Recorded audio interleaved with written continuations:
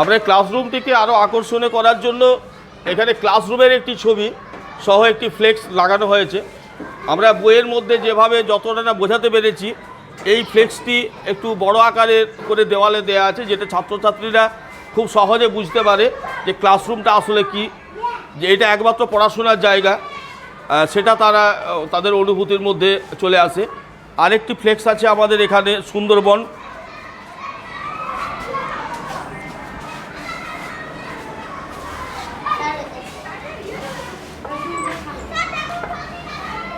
এখানে সুন্দরবনের একটি ছবি বড় আকারে ফ্লেক্স আকারে ছাপিয়ে এখানে দেওয়ালে দেওয়া আছে।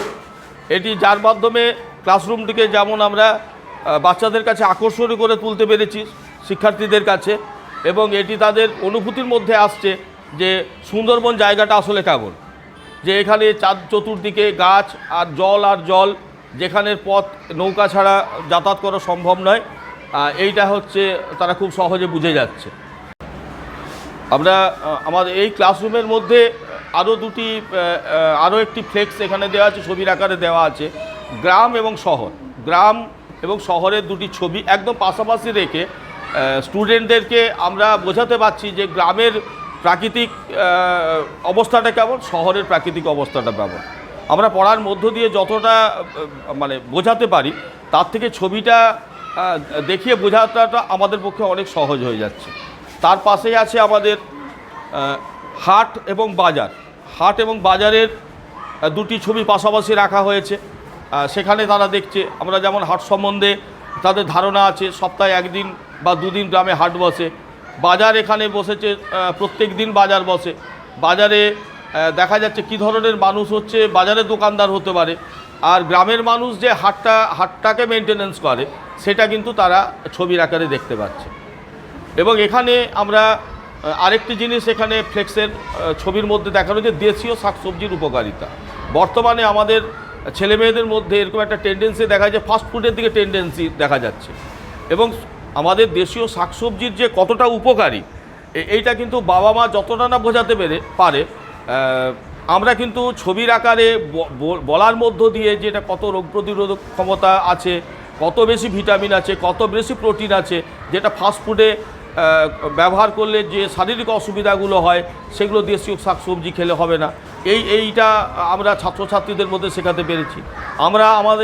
আমার এই স্কুলের ছাত্রছাত্রীরা যেমন হচ্ছে নুন দিয়ে ভাত কেউ খায় না, তারা নুনের অপকারিতাটা আমরা বোঝাতে পেরেছি। তারা বালিশ মাথায় দিয়ে শোয় না, তারা একদম সাবলীলভাবে শক্ত বিছানায় শোয় আমাদের কথা মতো, এবং আমাদের সেই নির্দেশ তারা মেনে চলে।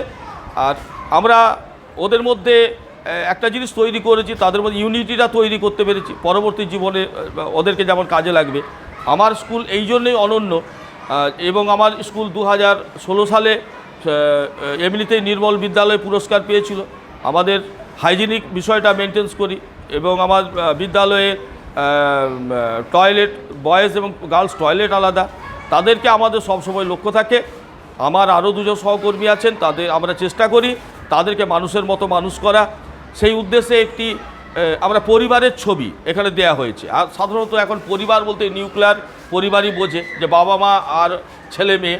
এখানে আমরা একটি বড় পরিবার দেখানোর চেষ্টা করেছি, যেখানে এই ছবির মধ্যে ফ্যামিলি মেম্বার আছে প্রায় 9 জন।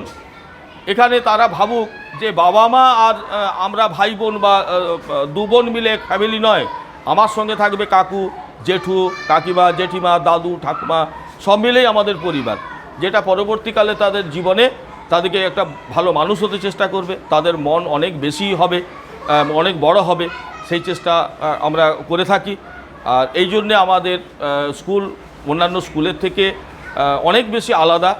আর এবং সেই প্রমাণ আমরা বিভিন্নভাবে বিভিন্ন মিডিয়াতে প্রকাশ পেয়েছে। আমাদের স্কুল বরাবর খবরের কাগজে বা প্রিন্ট মিডিয়া এবং আমাদের ইলেকট্রনিক্স মিডিয়া বহু জায়গায় চর্চিত হয়েছে। আমরা আর একটু